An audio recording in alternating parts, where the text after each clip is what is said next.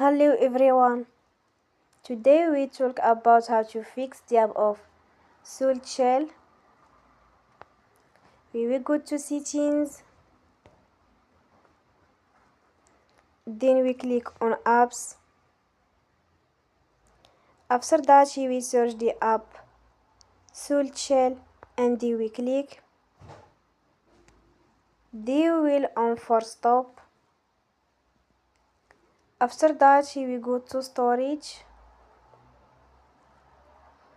Then we click on clear cache. In the end, you will turn off your Wi-Fi and you will turn again. Don't forget to support us by like and subscribe. See you next time and thank you for watching.